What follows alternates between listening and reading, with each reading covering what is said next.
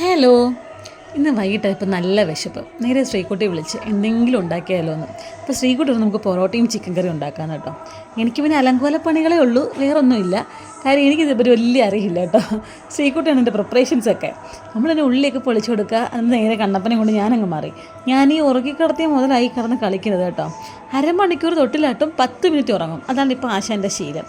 അതുകൊണ്ട് തന്നെ എനിക്കിപ്പോൾ അത് പുത്തരിയൊന്നുമല്ല, ഡെയിലി ഇതന്നായി. ഇപ്പം ഞാനതൊട്ടങ്ങ് യൂസ്ഡായി കേട്ടോ. അങ്ങനെ പിന്നെ ശ്രീകുട്ടി ബാക്കിയുള്ള പരിപാടിയൊക്കെ തുടങ്ങി. പിന്നെ കണ്ണപ്പം കുറച്ച് കരച്ചിലുണ്ട്, ഞാൻ പിന്നെ അങ്ങ് പോയി. പിന്നെ ഉള്ളിയും ഒക്കെ ബാക്കി സാധനങ്ങളൊക്കെ ശ്രീകുട്ടിയെല്ലാം വൃത്തിയാക്കി വെച്ച് നേരെ ചിക്കൻ കറിയുടെ പരിപാടി തുടങ്ങി കേട്ടോ. ഇന്ന് വേറൊരു ചിക്കൻ കറി വെക്കാമെന്നും പറഞ്ഞ് അതിൻ്റെ പ്രിപ്പറേഷൻസിലായിരുന്നു. അങ്ങനെ ഓൾമോസ്റ്റ് അതെല്ലാം സെറ്റായി. ഉള്ളിയും കൊച്ചുള്ളിയൊക്കെ ഇടുന്നല്ലോ വഴറ്റി നമ്മൾ കുറച്ച് അമ്മയും വിളിച്ചിട്ടുണ്ട്. അപ്പോൾ ഞങ്ങൾ എല്ലാവരും ഇവിടെ കൂടാമെന്ന് വിചാരിച്ചു. നിങ്ങൾക്ക് അമ്പലത്തിലും പോകണം, പരിപാടിയുണ്ട്, അമ്പലത്തിൽ വിളിച്ച് തുടങ്ങിയിട്ടുണ്ട് കേട്ടോ.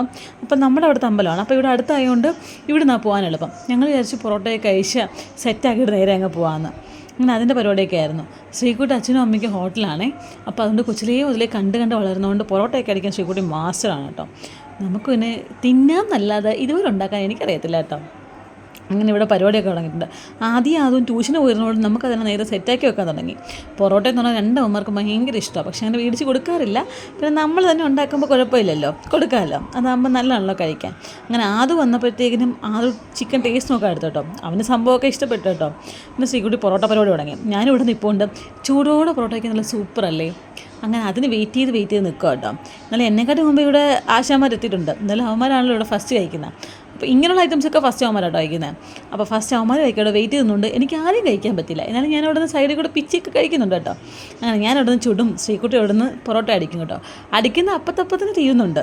2 പേരുടെ മാറി മാറി കഴിക്കുന്നുണ്ട്. പിന്നെ അമ്മയും കഴിച്ചു. അപ്പോൾ ഓക്കെ, ബൈ, നാളെ കാണാം.